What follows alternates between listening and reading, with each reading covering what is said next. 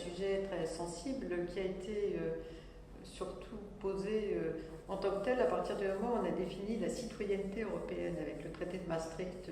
en 1992. Et cette identité européenne, elle s'est largement construite sur l'amitié franco-allemande, sur toute une série de solidarités qui sont apparues quand les différents pays sont entrés progressivement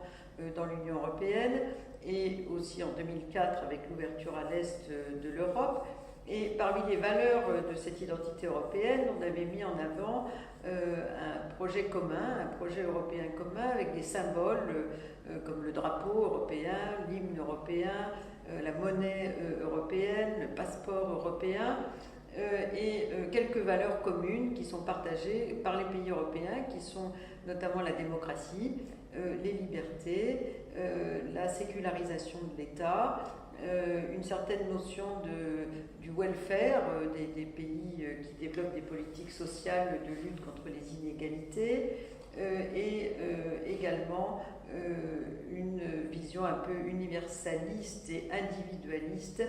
des droits de l'homme, avec toutes les diversités qui sont propres à chacun des pays européens. En revanche, la question de l'immigration est totalement absente de l'identité européenne, même si elle est constitutive de la population de beaucoup de pays européens depuis plusieurs années, puisque l'Europe aujourd'hui est la première destination migratoire au monde. Donc en fait, c'est un grand oubli, si j'ose dire, et aujourd'hui on éprouve cet oubli alors que dans le traité de Lisbonne est définie la solidarité entre les pays européens, à l'intérieur aussi des pays européens. C'est une valeur en tant que telle des Européens, et pour laquelle les Européens ont consenti à financer des développements dans des régions qu'ils connaissaient peu, mais qui faisaient partie des pays qui entraient dans l'Europe. Alors avec la question des réfugiés, s'est exacerbée cette thématique de la solidarité, puisque ces pays européens ont du mal encore aujourd'hui à considérer que ces réfugiés vont faire partie des Européens de demain, et d'autre part que certains pays européens, au nom de l'identité nationale qu'ils se sont construites, refusent d'accueillir des réfugiés nouveaux, comme ça a été le cas pour la Hongrie, pour la République tchèque, pour la Pologne. Donc là, on est au cœur d'un débat très complexe avec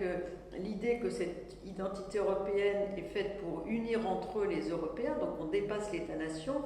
mais en même temps risque d'enfermer les Européens dans une identité qui se traduit par le rejet de l'autre, celui qui n'est pas européen. Et là, on arrive finalement aux limites de la définition de l'identité européenne.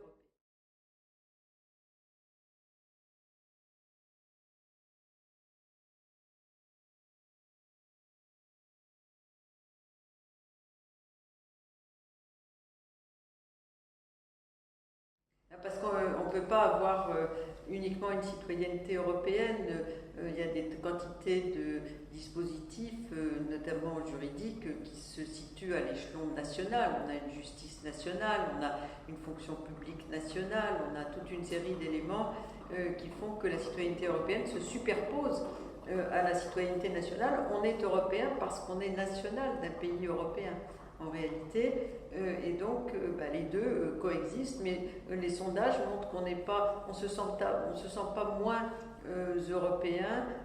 si on se sent plus national, par exemple. Les deux coexistent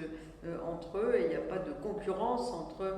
l'identité et la citoyenneté européenne d'un côté et l'identité et la citoyenneté nationale de l'autre.